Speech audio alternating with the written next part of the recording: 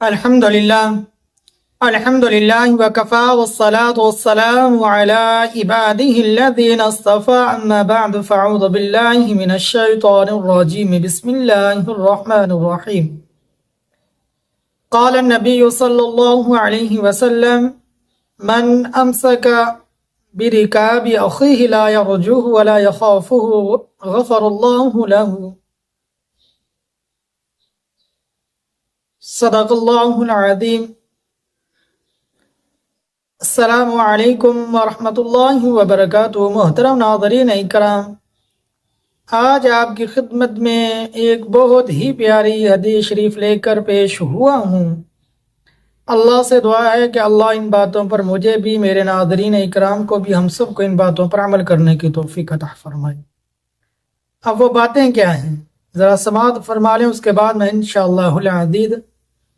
مبارک پیاری حدیث شریف کا مفہوم آپ کی خدمت میں پیش کروں گا۔ اب جو باتیں ہیں آپ کی خدمت میں پیش کرنے لگا ہوں وہ یہ کہ ہمارے گھر کوئی ہمارا عزیز پیارا رشتہ دار کہیں سے سفر کر کر دوسرے شہروں سے ہمارے گھر آیا۔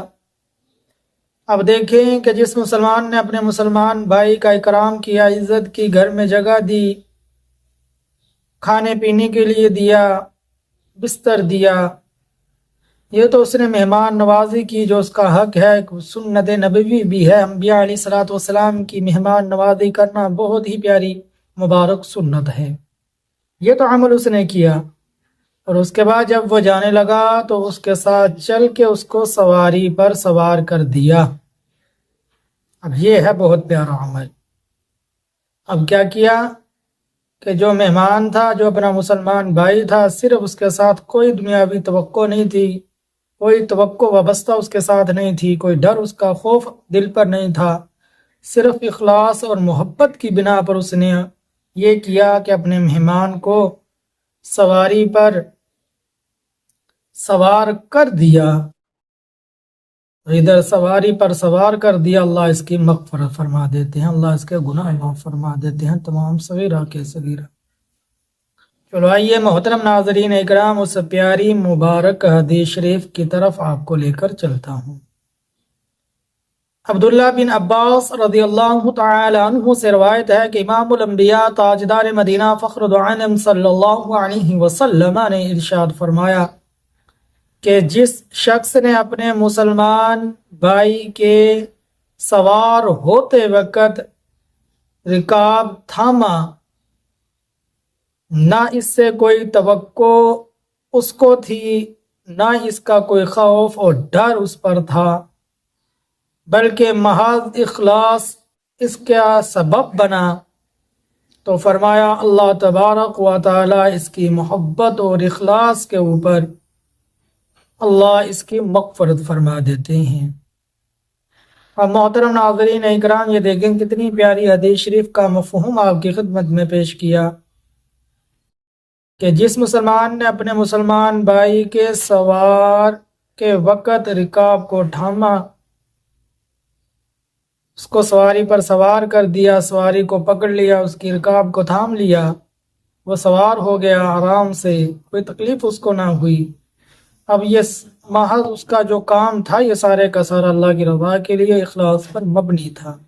کوئی دنیاوی توقع نہیں تھی، کوئی دنیاوی مقصد نہیں تھا، کوئی ایسا کام بھی دنیاوی نہ تھا، نہ کوئی دنیاوی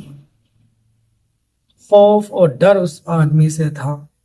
محض صرف یہ اللہ کی رضا کے لیے اور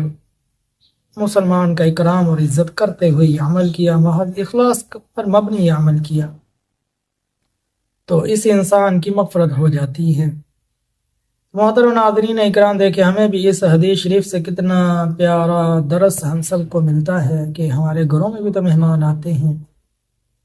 تو پھر کیوں نہ ہم ان مہمانوں کو، اس اپنے پیارے کو جب اس نے جانا تو اس کو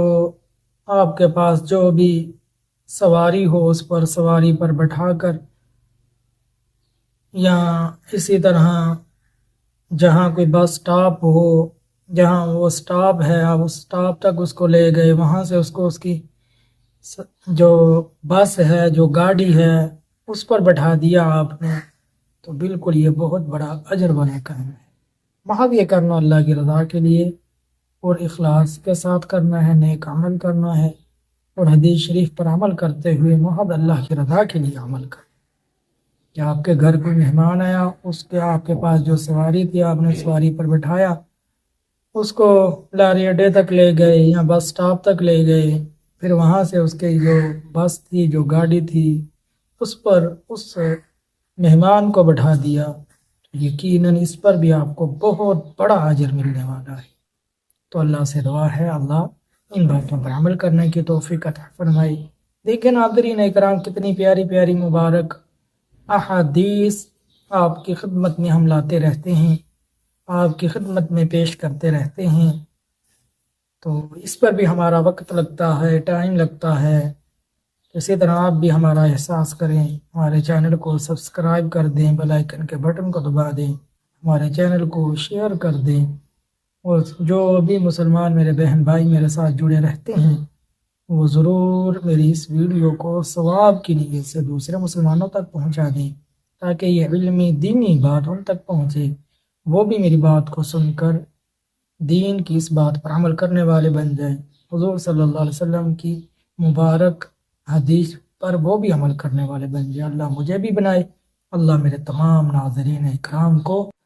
ان باتوں پر عمل کرنے کی توفیق عطا فرمائے، آمین یا رب العالمین۔